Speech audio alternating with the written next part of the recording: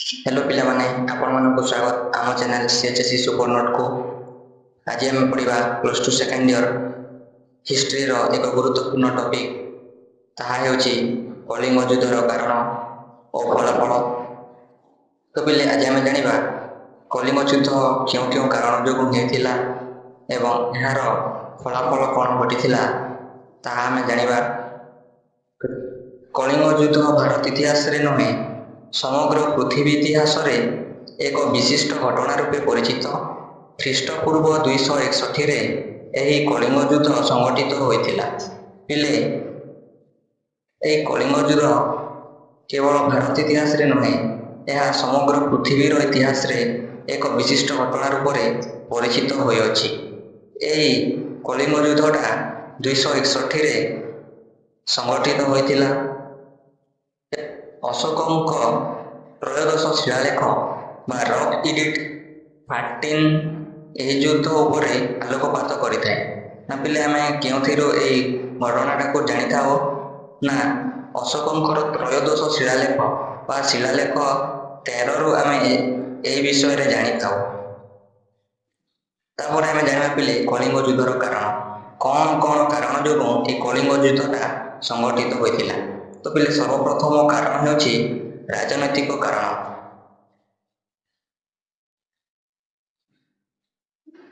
अशोकଙ୍କ ସମୟରେ ମଗଧ ସାମ୍ରାଜ୍ୟ କଳିଙ୍ଗକୁ ଉତ୍ତର ପଶ୍ଚିମ ଓ ଦକ୍ଷିଣରେ ଘେରି ରହିଥିଲା। ମଗଧର ସୀମାରେ କଳିଙ୍ଗ ଥିବାରୁ ମଗଧକୁ ବିପଦ ରୂପେ ପରିଗଣିତ ହେଉଥିଲା।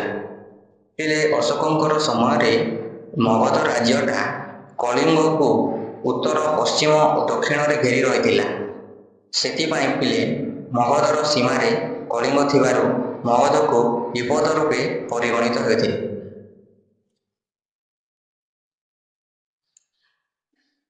चंद्रगुप्त मौर्य और बिंदुसार ए कलिंग को आक्रमण करि नथिले। पिले चंद्रगुप्त मौर्य एवं बिंदुसार कलिंग को आक्रमण करि नथिले। तांकर राजत्व समय रे सेमाने कलिंग को आक्रमण करि नथिले।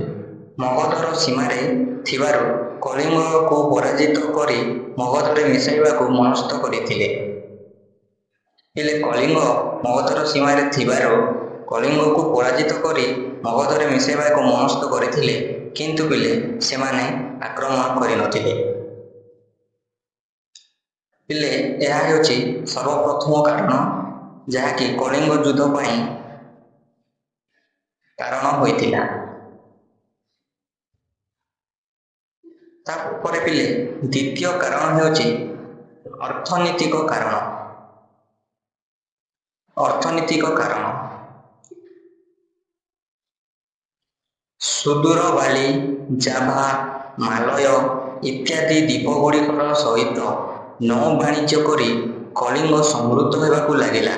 कौटिल्यଙ୍କ अर्थशास्त्रରୁ जणाଯାଏ जे कलिंग तुलन में मगधर नौसेना दुर्बल थिले, तेणु कलिंग को जय करिबा पई अशोक मनस्थ करथिले। अशोक हेउछंती मगधर राजा, तेणु पिले आम कलिंग तुलन में मगधर नौसेना दुर्बल थी, तेणु कलिंग को आक्रमण करी जय करिबा पई अशोक मनस्थ करथिले। तो पिले अर्थनीतिक कारण होछि द्वितीय कारण जहाँकि कलिंग युद्ध होगा कारण साजिथिला। तापरे पिले तृतीय कारण है वाणिज्यगत कारण। वाणिज्यगत कारण मगध साम्राज्यर अर्थनीतिक मानदंड को कलिंग दोहलाई देउथिबारु अशोक कलिंग को आक्रमण करथिले।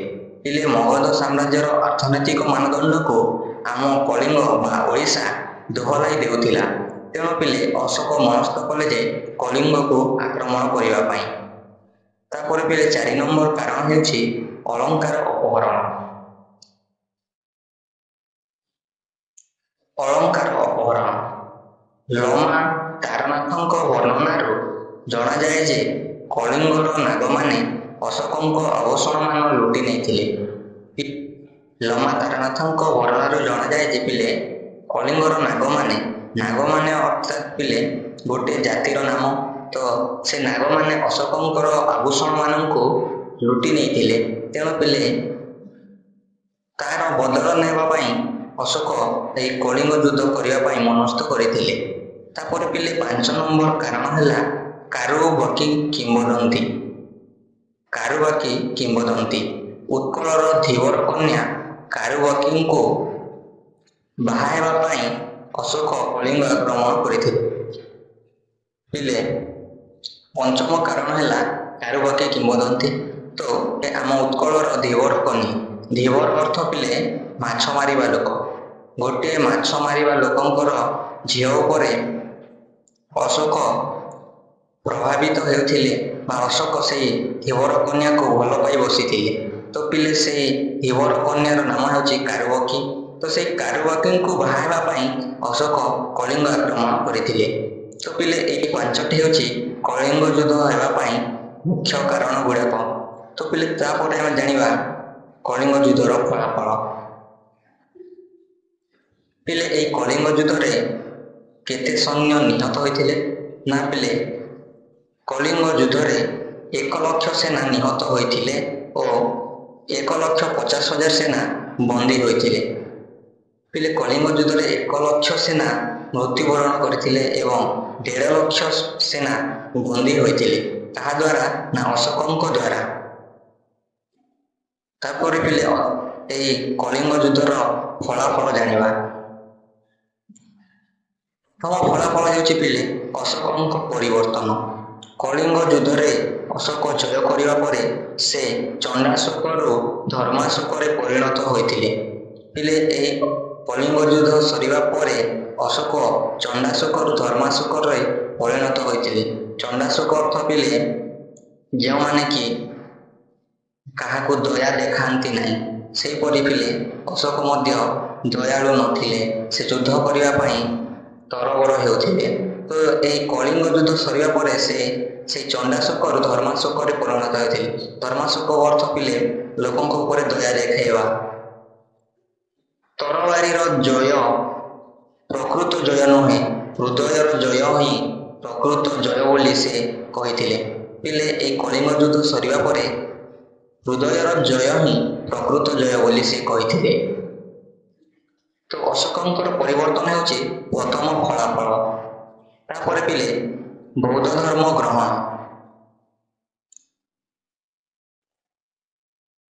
ବୌଦ୍ଧ ଧର୍ମ ଗ୍ରହଣ। କଳିଙ୍ଗ ଯୁଦ୍ଧ ପରେ ଅଶୋକ ବୌଦ୍ଧ ସନ୍ନ୍ୟାସୀ ଉପଗୁପ୍ତଙ୍କ ଦ୍ୱାରା ବୌଦ୍ଧ ଧର୍ମରେ ଦୀକ୍ଷିତ ହୋଇଥିଲେ। ପିଲେ କଳିଙ୍ଗ ଯୁଦ୍ଧର ସମାପ୍ତି ପରେ ଅଶୋକ ବୌଦ୍ଧ ଧର୍ମରେ ଦୀକ୍ଷିତ ହୋଇଥିଲେ। କାହା ଦ୍ୱାରା? ନା ଉପଗୁପ୍ତଙ୍କ ଦ୍ୱାରା। ଉପଗୁପ୍ତ ଜଣେ ବୌଦ୍ଧ ସନ୍ନ୍ୟାସୀ। ତ ସେହି ଉପଗୁପ୍ତଙ୍କ ଦ୍ୱାରା ପ୍ରଭାବିତ ହୋଇ ସେ ବୌଦ୍ଧ ଧର୍ମ ଦୀକ୍ଷିତ ହୋଇଥିଲେ। ବୌଦ୍ଧ ଧର୍ମକୁ ଆପଣାଇ ନେଇଥିଲେ। ତାପରେ ପିଲେ ତୃତୀୟ ଫଳାଫଳ ହେଉଛି ବିହାର ଯାତ୍ରା ବନ୍ଦ ଓ ଧର୍ମଯାତ୍ରା ଆରମ୍ଭ। ବିହାର ଯାତ୍ରା ବନ୍ଦ ଓ ଧର୍ମଯାତ୍ରା ଆରମ୍ଭ। ଅଶୋକ ଶିକାର ନିମନ୍ତେ ବିହାର ଯାତ୍ରା କରୁଥିଲେ, କିନ୍ତୁ ବୌଦ୍ଧ ଧର୍ମରେ ଦୀକ୍ଷିତ ହେବା ପରେ ସେ ବିହାର ଯାତ୍ରାକୁ ଛାଡ଼ି ଧର୍ମଯାତ୍ରା ଆରମ୍ଭ କରିଥିଲେ। ହେଲେ ଅଶୋକ କଳିଙ୍ଗ ଯୁଦ୍ଧ ପୂର୍ବରୁ ସେ ବିହାରକୁ ଶିକାର ନିମନ୍ତେ ଯାଉଥିଲେ। ଶିକାର କରିବା ପାଇଁ ସେ ବିହାରକୁ ଯାଉଥିଲେ। ତ ବୌଦ୍ଧ ଧର୍ମରେ ଯେତେବେଳେ ଦୀକ୍ଷିତ ହେଲେ ସେ ସେହି ଶିକାର କରିବାକୁ ଉଚିତ ମାନିଲେ ନାହିଁ। ହେଲେ କଳିଙ୍ଗ ଯୁଦ୍ଧ ପରେ ସେ ବୌଦ୍ଧ ଧର୍ମରେ ଦୀକ୍ଷିତ ହେଲେ ଏବଂ ଯେତେବେଳେ ସେ ବୌଦ୍ଧ ଧର୍ମରେ ଦୀକ୍ଷିତ ହେଲେ ସେ ଜାଣିଲେ ଯେ ଶିକାର କରିବା ଉପଯୁକ୍ତ ନୁହେଁ, ଏହା ହେଉଛି ଅନ୍ୟାୟ। ତେଣୁ ସେ ଅଶୋକ ଶିକାର ନିମନ୍ତେ ବିହାର ଯାତ୍ରା କରୁଥିଲେ। ତାହା ଛାଡ଼ି ସେ ବିହାର ଯାତ୍ରାରୁ ଧର୍ମଯାତ୍ରା ଆରମ୍ଭ କରିଥିଲେ। ତ ପିଲେ ଏହା ହେଉଛି କଳିଙ୍ଗ ଯୁଦ୍ଧର କାରଣ ଓ ଫଳାଫଳ।